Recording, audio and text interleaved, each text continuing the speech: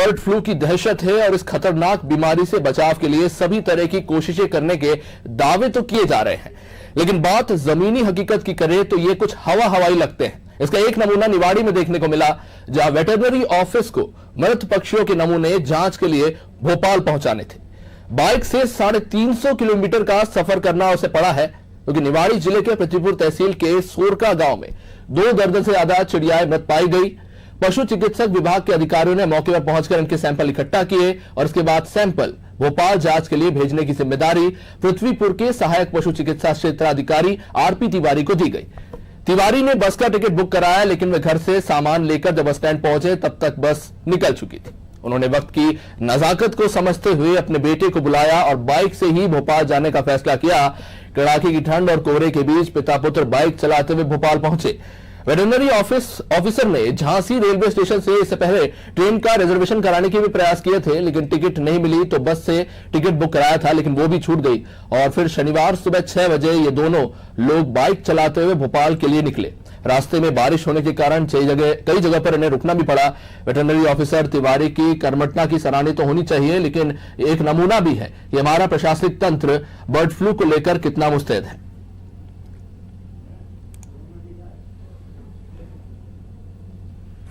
पृथ्वीपुर से आए थे बर्ड फ्लू के सैंपल लेकर। कब की घटना है, क्या हुआ था?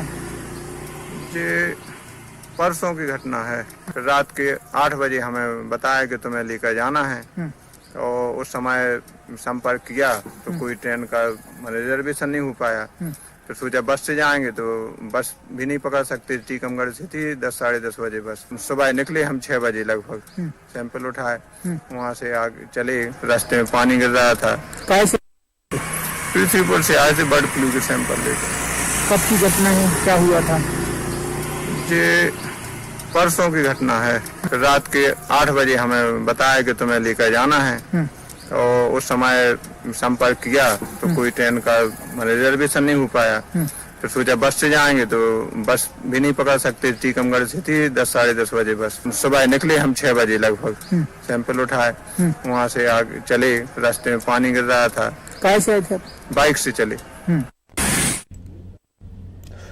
तो ये थे वेटरनरी ऑफिसर आरपी तिवारी। आपको बता दें कि निवाड़ी में करीब दर्जन भर पक्षी मृत अवस्था में पाए गए थे और मध्य प्रदेश के अलग अलग इलाकों में कुछ इसी तरह से मरे हुए पक्षी पाए गए हैं। और जब बाद में इनकी भोपाल के लैब में जांच हुई थी तो इनमें बर्ड फ्लू के लक्षण पाए गए थे।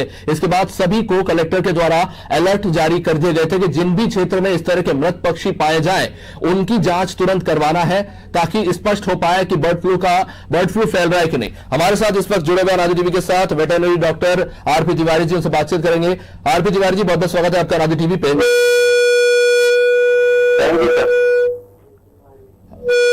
जी, सबसे पहला सवाल मेरा आपसे ये है, क्योंकि इस फील्ड में आप लंबे समय से काम कर रहे हैं, बर्ड फ्लू का जो संक्रमण है इसको लेकर एक पहले से बहुत ज्यादा दहशत मची हुई है। इस बीच में जिस तरह से आप सैंपल्स लेके भोपाल पहुंचे, उसको लेकर मैं जानना चाहूंगा कि ये प्रोटोकॉल के अंतर्गत आपने काम किया, ये ऐसी स्थिति बन गई थी जिसके चलते आपको ऐसा करना पड़ा?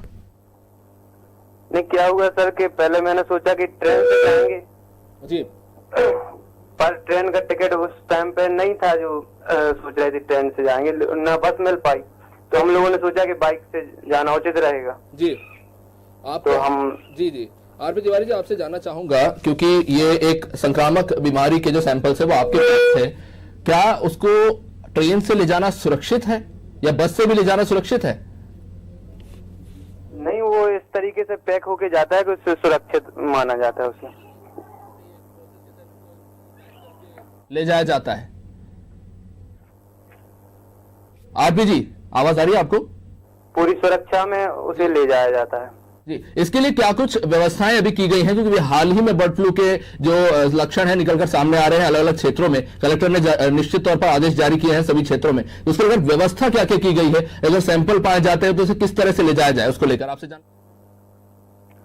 उसको सर कोल्ड करके ठंडे उसमें रख के, जिससे वो कीटाणु किसी प्रकार के उत्पन्न ना हो उसमें, और सही समय पर उसे पहुंचाया जाता है लैब में भोपाल। तो वहां पे लैब में उसकी टेस्टिंग होगी, फिर बता जैसे सभी जगह यदि एक जैसे लक्षण पाए जाएंगे तो समझ जाएंगे क्या है उसमें। तिवारी जी, जैसा कि आपने बताया कि आप पहले ट्रेन से जाने वाले थे, फिर ट्रेन में जब उपलब्ध नहीं हो पाया तो आप बस से जाने वाले थे, पर बस छूट गई, तो क्या आपने अपने विभाग को इन्फॉर्म किया था इस समस्या को लेकर? हाँ, बताया था वो। उनसे क्या जवाब मिला आपको? उसका कोई सटीक वो नहीं मिल पाया, तो वहीं पे बंसकार जी हमारे वो सर हैं, उन्होंने पूछा था तो बोले कि करो व्यवस्था करो, सुबह निकल जाना। तो फिर हम लोग सुबह निकले 6 बजे की टाइम 9 तारीख को। हमारे साथ चलिए आप बने रहिए। आरपी तिवारी जी हमारे साथ कलेक्टर साहब जुड़ चुके हैं, उनसे बातचीत करेंगे। हमारे साथ आशीष भार्गव जी जुड़े हुए हैं, कलेक्टर वहां से। आशीष जी, स्वागत है आपका राधे टीवी पे। हेलो जी आशीष जी, आवाज आ रही है आपको स्पष्ट? नहीं आ रही है आवाज, सब बहुत धीमे आ रही है। जी मैं चलिए आवाज थोड़ा आपके लिए बढ़ा देते हैं। आशीष जी, जैसा जी हाँ बताइए। जैसा कि आपको निर्देश मिले होंगे, हाल ही के समय में अलग अलग क्षेत्रों से बर्ड फ्लू की खबरें आ रही थी, तो जिसको लेकर सभी कलेक्टरों को निर्देशित किया गया है, आपको भी किया गया होगा, और इसको लेकर सरकार ने व्यवस्था करने के लिए कही थी। विशेष रूप से जो मरे हुए पक्षी पाए जा रहे हैं उनके सैंपल्स की टेस्टिंग और इसको लेकर एक्टिवली काम करने के लिए कहा गया था।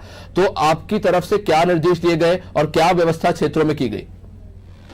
हमने इसमें जैसे ही हमें पता चला है, निर्देश प्राप्त हुए हैं, उसमें एक तत्काल बैठक बुलाई गई थी, जिसमें कि हमारे एवीएफओस और हमारे पास जो टीम है एनिमल हस्बेंड्री की, हमारे एसडीएम और सीओएमओ सबको हमने ये निर्देश जारी किए हैं कि जैसे ही ये खबर आती है अपने अपने क्षेत्र में सब लोगों को सतर्क कर दें, उनको प्रचार प्रसार कर दें सबका। जहां पोल्ट्री की संभावनाएं हैं, जहां पोल्ट्री का काम होता है, वहां पर लोगों को सतर्क कर दें, उनका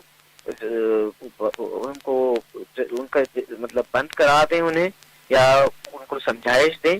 और जब जब ऐसी खबरें आए तो एक सूचना तंत्र हमने पूरा पक्का बना दिया था, जिससे कि ये एनिमल हस्बेंड्री के लोग वहां पहुंच के अपनी कार्रवाई शुरू कर सकें तत्काल रूप से। इतना शुरू में कर दिया है, और कंट्रोल रूम एक बना दिया था, कंट्रोल रूम बना हुआ है जिले में, जिसमें कि जिसको भी ऐसी किसी भी कोने से कोई खबर मिलती है तो वो उसको कंट्रोल रूम में पहुंचा देता है, और उससे भार्गव जी, जो लंबी कार्रवाई, विस्तृत जानकारी जिसको लेकर आपने मुझे दी, ये तब है जब बर्ड फ्लू की पुष्टि हो जाए, उसके बाद पोल्ट्री को, आसपास के क्षेत्र के जो पक्षी को जो संभाल रहे हो उनको आप सतर्क करेंगे जब बर्ड फ्लू की पुष्टि हो जाए। उससे पहले की प्रक्रिया की मैं आपसे बात कर रहा हूं कि अगर मृत पक्षी पाए जाते हैं तो उनको, क्योंकि लैब हर जगह पर उपलब्ध नहीं है, तो ऐसे में राजधानी के जो लैब है वहां पहुंचाना है, उनको लेकर क्या व्यवस्था है?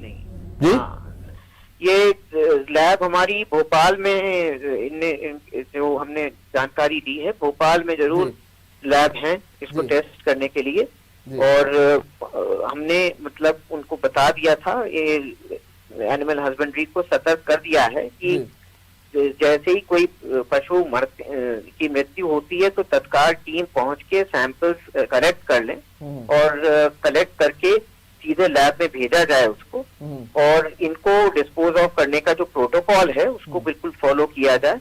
ये हमने टीम को बता दिया था सबको, इसमें गांव-गांव से, क्योंकि हर जगह एवीएफओस और ये लोग इन लोगों को सूचना तंत्र के माध्यम से ही पता चलता है, तो वो सूचना तंत्र और सबको जागरूक करने का काम हमने पहले से कर रखा है। जी जी, जागरूकता की आपने बात करी, जैसा कि आपने बताया कि लैब की टेस्टिंग के लिए कंपोस्ट को एक प्रॉपर पैकेजिंग करके भेजा जाता है। इसी को लेकर मैं आपसे सवाल करना चाहूंगा सर, ट्रांसपोर्टेशन की क्या व्यवस्था है? क्योंकि सैंपल जो है जिस क्षेत्र में, अगर जैसे कि जिले हैं वहां पर तो कोई लैब नहीं है, लैब मेरी जानकारी में राजधानी भोपाल में इकलौती लैब है जिसमें इसकी टेस्टिंग हो रही है, तो इन सैंपल्स को जिस जगह पर वो पाए जा रहे हैं वहां से लेकर लैब तक पहुंचाने के लिए कलेक्टर के द्वारा क्या ट्रांसपोर्टेशन की तैयारी की थी, उसके बारे में आपसे जानना चाहेंगे।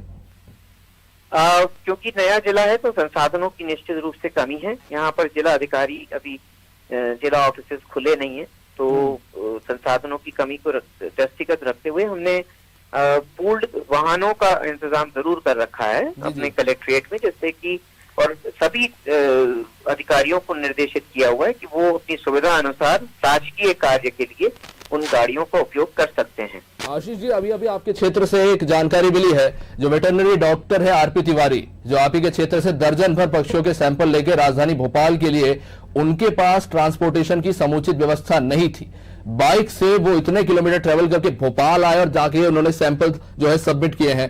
यहां पर सर सीधी तरह से पोल खुल रही है कि जो व्यवस्थाएं जिनका दावा अभी अभी आपने बीते 5 मिनट में की वो तो जमीनी स्तर पर कहीं दिखाई नहीं दे रही हैं। नहीं, ऐसा नहीं है। ये एक्चुअल में एवीएफओ को हमने इनको हमारा जो वेटरनरी एक्सटेंशन ऑफिसर है, कल तक हमारे पास डिप्टी डायरेक्टर एनिमल हस्बेंड्री नहीं थे, जो कि अभी कल ही ज्वाइन किया है उनने यहाँ पर आके, जिनका ट्रांसफर होके यहाँ पर आए हैं। तो होंगे कि बर्ड फ्लू जो है ये कोई साधारण समस्या नहीं है। इससे पहले बहुत सालों पहले ये समस्या आई थी और इसके चलते बहुत नुकसान हुआ था और बहुत बीमारी फैली थी। आपको पता होगा कि ये नॉर्मल सिचुएशन नहीं है, एक्सेप्शनल सिचुएशन है। तो इसमें अगर आप ये करें कि नया कलेक्टर आया था, चीजें नहीं पता है, तो ये तो काम नहीं कर पाएगा। ये तो कारण नहीं हुआ कार्रवाई। हमारे यहाँ डिप्टी डायरेक्टर नहीं था जी वेटरनरी का।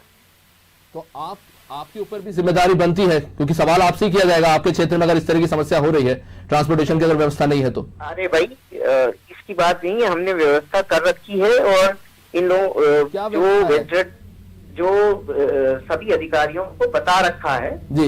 आपने जाके व्यक्तिगत रूप से ये चेक किया कि ट्रांसपोर्टेशन के लिए कौन सी गाड़ियां उपलब्ध कराई गई हैं, या अगर पक्षियां पाए जाते हैं उनको कैसे लेके जाना है, कौन से वाहन से लेके जाना है, उनके लिए किन लोगों को आपने नियुक्त किया, इसकी जानकारी भी होगी आपके पास? हाँ, हमने नियुक्त किया हुआ है, हमने ऑर्डर्स निकाले हुए थे इस चीज के कि कहाँ पर हमने, जब हमारे को खबर मिली, परसों मिली थी ये खबर कि कुछ पक्षी सिमरा या वहां पर पाए गए हैं, तभी हमारी टीम को भेजा गया था इनको, एनिमल हस्बेंड्री वालों को।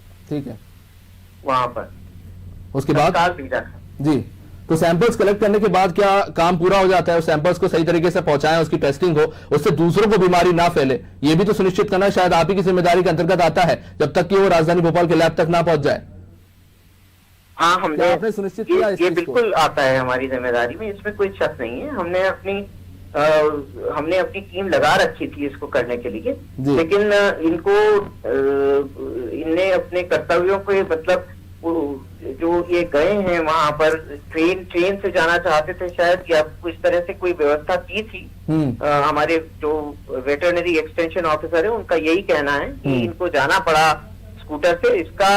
इसके लिए हमने एक्चुअल में पहले से इनको लोगों को व्हीकल्स के लिए इन्फॉर्म कर चुके थे हम, लेकिन फिर भी इन्हें स्कूटर लेके जाना पड़ा और ये गए, इसके लिए इनकी सराहना करनी पड़ेगी। चलिए ठीक है, आप सराहना जरूर कर रहे हैं अफसर की, लेकिन हम उम्मीद करते हैं कि पहले से समुचित व्यवस्था आने वाले समय में देखने को मिलेगी, क्योंकि अगर मैनुअल एरर से ही सही, किसी एक व्यक्ति की गलती से, अभी तो उन्होंने सही काम किया इसलिए आप उनकी सराहना कर रहे हैं, अभी उनसे गलती हो जाती तो सबसे पहले उन्हीं से सवाल पूछा जाता। तो उम्मीद है कि इसके लिए एक समुचित व्यवस्था की जाएगी आने वाले समय में। शुक्रिया भार्गव जी, अनादि टीवी के साथ जुड़ने के लिए। कलेक्टर थे भार्गव हमारे साथ जुड़े हुए हैं। Veterinary doctor RP Tiwari ji हमारे साथ लगातार बने हुए हैं। तिवारी जी, अभी हमने कलेक्टर से बात करी है इस पूरे विषय के बारे में, और जैसा कि उन्होंने जानकारी दी, आपने भी सुना होगा कि वो कह रहे हैं कि उन्होंने व्यवस्थाओं को सुनिश्चित किया था। आप उनसे कितना सहमत हैं, क्योंकि आप तो फील्ड पे काम कर रहे हैं? नहीं, कलेक्टर साहब जी को सबसे पहले मैं प्रणाम करना चाहता हूँ। वो सबसे विश्व प्रशंसनीय कार्य कर रहे हैं वो हमारे निवाड़ी जिले में। जी। वो तो किसी कारण से ऐसी समस्या उस टाइम पे बन गई थी एकाएक, जैसे हमारे जो अधिकारी हैं वर्मा जी, बंसकार जी, उन्होंने एकाएक बताया था रात के टाइम में, और रात के टाइम में जैसे ही मैंने जानकारी लगाई कि ट्रेन वगैरह है या नहीं है, तो उस टाइम पे ट्रेन भी नहीं मिल पाई या बस भी नहीं मिल पाई। तो हम लोगों ने अधिकारियों से पूछा तो बोले सुबह निकल जाना। सुबह भी ये व्यवस्था नहीं हो पाई तो हम लोग फिर बाइक से निकलना उचित समझा हमने। जी। चलिए, शुक्रिया आरपी तिवारी जी अनादि टीवी के साथ जुड़ने के लिए। तो बर्ड फ्लू को लेकर अभी जो आपने विस्तृत चर्चा सुनी, ये एक जिले का मामला अभी तक खैर निकलकर सामने आया है, लेकिन ये और भी मामले हो सकते थे। डॉक्टर आरपी तिवारी, जिनकी अभी कलेक्टर ने सराहना की, ये मामला बिगड़ भी सकता था अगर इसी तरह से जो है लापरवाही इस मामले को लेकर बढ़ती जाती। हमारे साथ और ज्यादा जानकारी के लिए जुड़े हुए हैं शैलेंद्र जी, पशु चिकित्सा अधिकारी हैं, उनसे बातचीत करेंगे। शैलेंद्र जी, बहुत बहुत स्वागत है आपका अनादि टीवी पर। हाँ जी, धन्यवाद। शैलेंद्र जी, निवाड़ी से अभी एक मामला सामने आया, थोड़ा एक्सेप्शनल मामला है क्योंकि बर्ड फ्लू को लेकर जो है काफी सावधानियां बरती जा रही हैं, इनके जो सैंपल्स इकट्ठा करके भेजे जा रहे हैं। सबसे पहले जानना चाहेंगे सर, क्योंकि पशु चिकित्सा अधिकारी ने बताया कि इनको प्रॉपर तरीके से आइसोलेट करके इनके सैंपल्स को किसी चीज में रखकर ले जाया जाता है, वो क्या प्रोसेस होती है, थोड़ा उसके बारे में आपसे जानना चाहेंगे। सर, दो तरह की चीजें हैं। अगर कमर्शियल पोल्ट्री फार्म पे मिलता है तो उसका नेजल स्वैब और फिशीज का कलेक्शन किया जाता है, और वाइल्ड बर्ड्स के लिए फॉरेस्ट डिपार्टमेंट है या जो हमारे पशुपालन विभाग करता है, उनकी बीट इकट्ठी करता है जानवरों पशुओं की, पक्षियों की जी, और वो सैंपल के रूप में आइस बॉक्स में आइस बॉक्स में डीआई लैब भोपाल पहुंचाते हैं, और वो जो डीआई लैब भोपाल है वो हटाई खड़ा विषाणु रोग प्रयोगशाला पहुंचाते हैं। जिस लैब का आपने जिक्र किया, मध्य प्रदेश में ऐसे कितने लैब बने हैं जो इक्विप्ड हैं इस तरह की जो बर्ड फ्लू जैसी ये सैंपल्स है इनकी जांच करने के लिए? ऐसे क्या मध्य प्रदेश में कितने लैब है आपकी जानकारी में? सर, पूरे देश में एक ही लैब है, भोपाल में है वो। पूरे देश में? पूरे देश में इकलौता लैब राजधानी भोपाल में है? हाँ जी। जो पूरे देश में जितने भी सैंपल्स आ रहे हैं उनको इकट्ठा करके सिर्फ राजधानी भोपाल के लैब में चेक होते हैं? राजधानी भोपाल की लैब केंद्र सरकार द्वारा जी चलाई जाती है, हाई सिक्योरिटी लैब इसको बोलते हैं, हटाई खड़ा पे भोपाल में है। तो सर, आप मतलब ये कह रहे हैं कि अभी जितने भी सैंपल्स अलग अलग राज्यों से निकलकर सामने आ रहे हैं वो सबके सैंपल्स जो है जांच के लिए डीआई लैब जो भोपाल में है वहां पर आ रहे हैं? ना, हाई सिक्योरिटी लैब हटाई खड़ा भोपाल जी, जो केंद्र सरकार का अधीन है। ओके। इसके अलावा और भी राज्यों में लैब होंगे? मैं सिर्फ आपके मध्य प्रदेश के बारे में बात कर रहा हूँ कि मध्य प्रदेश के अंदर ऐसे कितने लैब हैं? मध्य प्रदेश में कोई लैब नहीं है ऐसी वायरोलॉजी के लिए। हाई सिक्योरिटी लैब हटाई खड़ा में जो है वो केंद्र सरकार की है, वही वायरोलॉजी के सैंपल टेस्ट कर पाती है। जी। अभी ये जो निवाड़ी में जो मामला निकलकर सामने आया, मैं उसी को लेकर आपसे सवाल करना चाहूंगा, क्योंकि अगर फर्ज कीजिए अगर दर्जन भर या उससे ज्यादा पक्षी होती है, इनके सैंपल इकट्ठा किए जाते हैं और अगर कोई व्यक्ति इनको ट्रेन या बसेस से लेकर जाता है तो वो कितना सुरक्षित है? क्योंकि ये दो व्यक्ति अगर लेकर जा रहे हैं ट्रेन से, कितना सुरक्षित मानते हैं इस पूरी प्रोसेस को? क्या ये समुचित व्यवस्था है या इसके लिए कोई और बेटर ऑप्शन पहले से चिन्हित किया गया है? सर, इसके इंस्ट्रक्शन पशुपालन विभाग ने ऑलरेडी पहले से सर्कुलेट किए हुए हैं, है ना। किस तरह से डॉक्टर को सैंपल लेना है, किस तरह से उसको हैंडल करना है, उसको टेस्ट नहीं करना, पूरा कंप्लीट ग्लोव्स और अपनी जो किट है वो पहनना है, इसके पूरे निर्देश ऑलरेडी डॉक्टर्स को हैं पहले से ही। ये जो कोल्ड बॉक्स का आपने जिक्र किया, जहां से सैंपल कलेक्ट होता है वहां से लेकर लैब तक पहुंचाने तक के लिए कितना समय होता है इस कोल्ड बॉक्स के अंदर, जिसके बाद वो कोल्ड बॉक्स काम करना बंद कर देता है? सर, 24 घंटे में पहुंच जाना चाहिए सैंपल। 24 घंटे में अगर नहीं पहुंचा तो वो कोल्ड बॉक्स निष्क्रिय हो जाता है, सैंपल कंटामिनेट हो सकता है?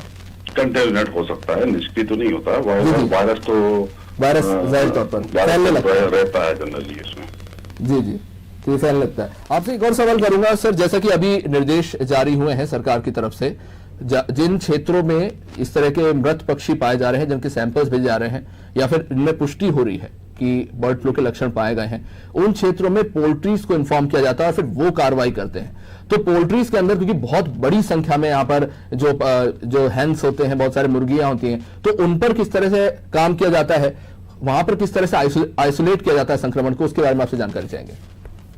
सर, अगर कमर्शियल पोल्ट्री फार्म पे कोई केस पॉजिटिव आया है तो उस एरिया में 1 किलोमीटर में आता है, अगर उसके आसपास भी आता है तो क्या पोल्ट्री फार्म पर भी कार्रवाई होती है या फिर पोल्ट्री से सैंपल्स भेजे जाते हैं? 1 किलोमीटर के अंदर में जितनी भी कमर्शियल बर्ड हैं जी, अभी तो ये निर्देश है 1 किलोमीटर के अंदर जितने भी बर्ड्स हैं उनकी सभी की कलिंग होनी है जी, है ना, उनको सभी को डिस्पोज किया जाएगा। जी सर, अभी जानकारी जी अभी जानकारी मिल रही है कि डिस्पोज किया जाएगा उसको। जी सर, अभी जानकारी मिल रही है पोल्ट्री फार्म्स के लिए, जैसे कि अलग अलग क्षेत्रों में कुछ दवाओं का छिड़काव किया जा रहा है ताकि संक्रमण ना फैल सके और सुरक्षात्मक रूप से मापदंड अपनाए जा रहे हैं कुछ, और कहा जा रहा है दवाओं का छिड़काव किया जा रहा है। ये कौन सी दवाएं हैं और इसका छिड़काव किस तरह से होता है, जनता की जानकारी के लिए?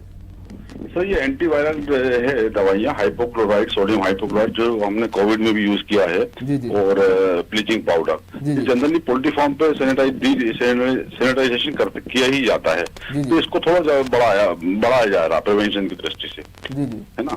मतलब बीमारी ना हो तब भी रोकथाम करने में कोई दिक्कत नहीं है। ओके, तो ये आमतौर पर भी मुर्गियों को दिया जाता है या उसकी बस संख्या जो अमाउंट है उसको बढ़ा दिया जाता है?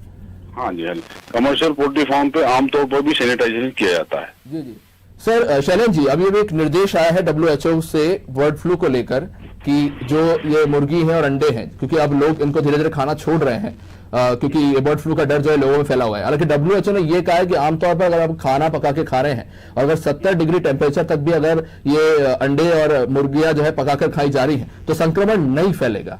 आपको क्या लगता है इस बारे में? बिल्कुल सही बात है सर अभिषेक जी, इसमें कोई डाउट ही नहीं है। भारतवर्ष में अंडा और मुर्गी या मांस हम पका के ही खाते हैं, हमारा ट्रेडिशन ही है ये, इसलिए हम संक्रमण से काफी बच जाते हैं, मनुष्य कम से कम। तो सर कच्चा अंडा और कच्चा मांस सामान्यतः कोई भी यूज नहीं करता है, ये बड़ी अच्छी बात है। हमारी जो प्रोसेसिंग है वो बड़ी हेल्प करती है संक्रमण रोकने में। शैलेंद्र जी, आपसे जानना चाहेंगे, आमतौर पर तो जाहिर तौर पर मांस और अंडे खाने से प्रत्यक्ष रूप से संक्रमण फैलता है, इसके अलावा वो कौन से जरिए हैं जिनसे लोगों को सावधान रहना चाहिए, जिनसे बर्ड फ्लू फैलने का खतरा बना रहता है? विशेषतः जो पोल्ट्री फार्म पे जो वर्कर हैं, बीज उठाते हैं, जानवर को दाना देते हैं, वो संक्रमित मुर्गियों के संपर्क में आते हैं, तो प्रथम दृष्टया उन्हीं को संक्रमण का खतरा है। इसके अलावा पोल्ट्री फार्म पे जो सफाई कर्मी हैं या डॉक्टर्स या जो अदर टेक्निकल स्टाफ है, उसका ऑनर भी हो सकता है, तो लगातार बीमार मुर्गियों के संपर्क में है, वो ही संक्रमित होने की संभावना है। आम जनता को जब तक इन्फेक्टेड बर्ड डायरेक्ट कांटेक्ट में नहीं आएगी या उसकी फिजीज जो सलाइवा उसका सिक्रेशन जो भी है, तब तक कोई खतरे की बात नहीं है। जी शैलेंद्र जी, आपसे एक आखिरी सवाल लूंगा। जैसे कि आपने बताया कि वहां पर काम करने वाले जो वर्कर्स है डायरेक्ट कांटेक्ट में आते हैं तो उनसे भी संक्रमण फैलने का खतरा है। ऐसे व्यक्ति की पहचान कैसे की जा सकती है, या ये व्यक्ति खुद कैसे पता लगा सकता है कि उसको बर्ड फ्लू का लक्षण हुआ है या बर्ड फ्लू से वो संक्रमित है? सर ये किसी वेटनरियन के बजाय आप ह्यूमन डॉक्टर से पूछते तो काफी अच्छा होता है, लेकिन कुछ लक्षण तो जो सामान्य जो फ्लू के लक्षण होते हैं वही होता है। फीवर आएगा उसको, खांसी होगी और डायरिया भी हो सकता है, दस्त। जी जी ओके। शैलेंद्र सोनी जी, बहुत बहुत शुक्रिया आपका अनादर टीवी के साथ जुड़ने के लिए और ये जो विस्तृत जानकारी आपने दी है जनता को उसके लिए। तो हमारे साथ डॉक्टर शैलेंद्र जी, उन्होंने बहुत डिटेल में इस पूरे जो मामले को लेकर भी जानकारी दी है और साथ ही जनता के मन में जो सवाल है उनको लेकर भी उन्होंने जानकारी दी है। उनमें सबसे कुछ महत्वपूर्ण चीजें थी, जो निवाड़ी मामला है उसको लेकर भी उन्होंने दी है कि सिर्फ 24 घंटे थे कोल्ड बॉक्स में जो सैंपल इकट्ठा किए गए थे उसको उस क्षेत्र से जहां से उन्होंने सैंपल को कलेक्ट किया वहां से लैब तक पहुंचाने के लिए। अभी वेटरनरी डॉक्टर आरपी तिवारी की कलेक्टर ने सराहना की, क्योंकि उन्होंने व्यक्तिगत तौर पर अपने बेटे के साथ अपनी बाइक से इतना लंबा सफर तय करके उस सैंपल को लैब तक पहुंचाया। लेकिन सवाल वही है कि अगर यहां पर चूक हो जाती तो उसकी जिम्मेदारी कौन लेता? क्या उसकी जिम्मेदारी विभाग आरपी तिवारी पर डालती? क्या कलेक्टर उसके लिए जवाब देता, या कोई और कारण रहता? क्या सफाई देते? और इससे अगर संक्रमण और तेजी से फैलता तो उसकी जवाबदारी किसकी होती? ये एक बड़ा सवाल निकलकर सामने आ रहा है। एक तरफ कहा जा रहा है कि बहुत तेजी से तैयारियां की गई हैं, अलग अलग क्षेत्रों में पहले से ही विभागों को इन्फॉर्म कर दिया है। कलेक्टर साहब भी कह रहे हैं कि निर्देशित किया गया है सभी विभागों को और पशुपालक और चिकित्सा विभाग के जो कर्मचारी हैं उनको। पर इन सब के बावजूद भी अगर ऐसे हालात बन रहे हैं कि ट्रेन की टिकट नहीं मिली, बस छूट गई और उसके बाद बाइक से जाना पड़ रहा है, तो कहीं ना कहीं यह दर्शाता है कि किस तरह के हालात हैं और बहुत ही हल्के में इस मामले को लिया जा रहा है, जो शायद आने वाले समय में विकराल रूप ले सकता है। अनादि टीवी में फिलहाल इतना ही। आप बने रहिए हमारे साथ। नमस्कार।